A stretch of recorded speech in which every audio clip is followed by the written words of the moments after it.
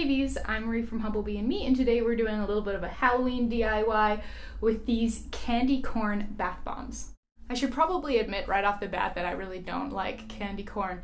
It does not taste nice, but I love the way it looks. It's very visually striking with its orange and yellow and white sort of color scheme, and it's just very like quintessentially Halloween, and so I thought that it would make a great bath bomb theme.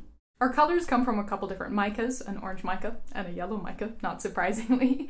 Our scent comes from kind of two places, and I've kept it sort of Halloween appropriate. There's some benzoin, which is quite vanilla-like, and then we're using cocoa butter as part of the oils for the bath bombs. So you get a little bit of a chocolate scent, a little bit of vanilla scent. It's quite soft and lovely.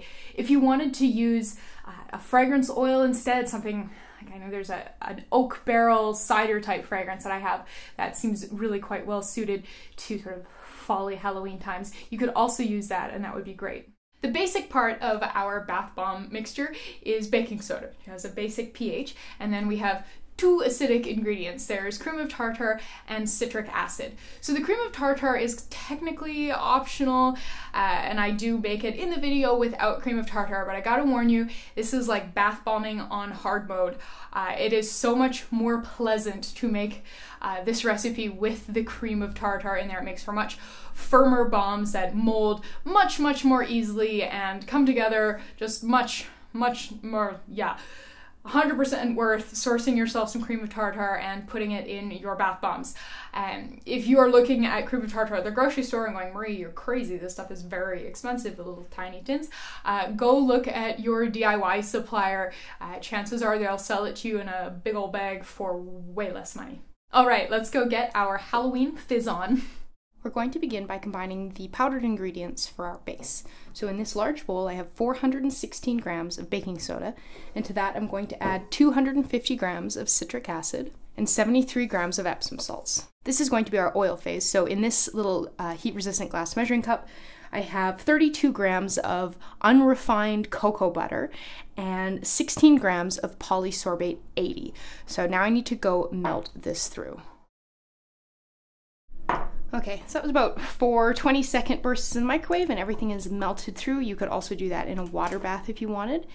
And now we are going to add our scent to this mixture. And this is going to be some benzoin resinoid, which smells wonderfully vanilla-like and goes really beautifully with the cocoa scent. So we need 8 grams of this.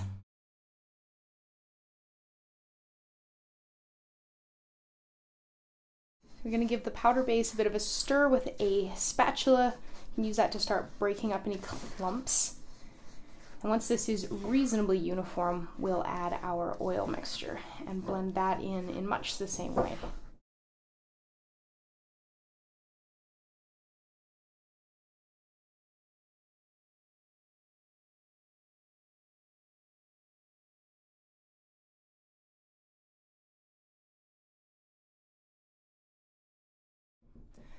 So now that the oils have had a chance to cool down a little bit, and I've got everything distributed sort of well enough that I'm not going to get a giant handful of benzoin and end up smelling like vanilla all day, which wouldn't be the worst thing in the world, I'm going to get in here with my hands and start kind of breaking up these clumps and further incorporating the oil.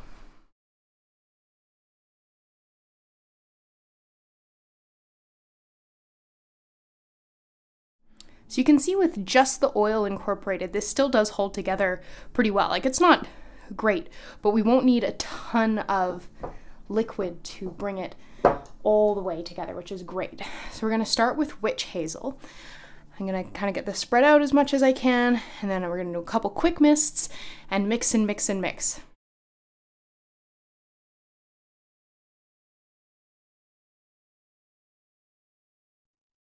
Pretty good. I'm going to do a couple spritzes of alcohol and then we are ready to move on.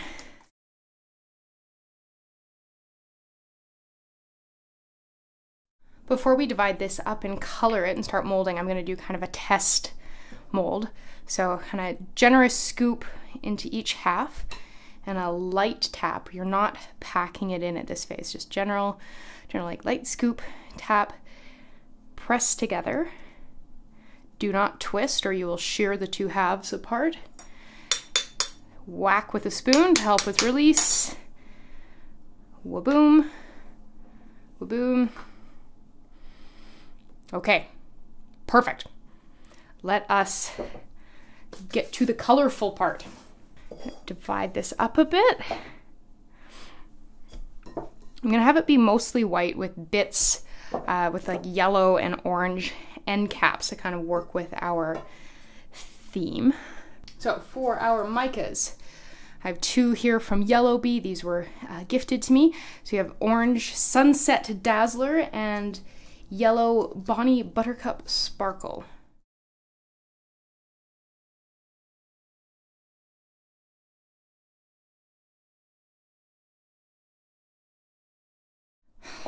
All right, moment of truth, our first colorful bath bomb.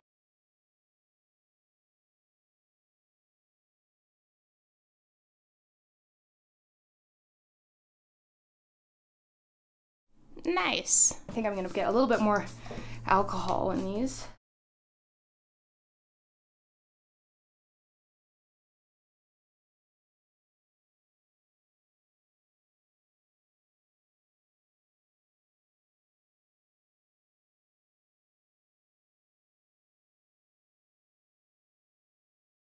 Now there's quite a lot of powder there, but not really enough to make another bath bomb, so I thought we just pour some water in here and watch it fizz.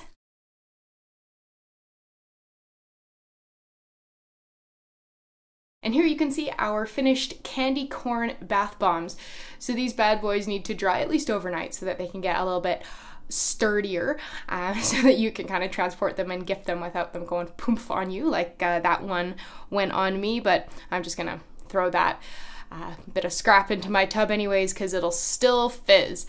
But yeah, thanks so much for making some candy corn bath bombs with me. Please remember to go down to the description box and click through to find this post on my blog, where you'll find all of the instructions written out, links to all of the ingredients, and lots more information. So thanks so much, and I'll see you next time.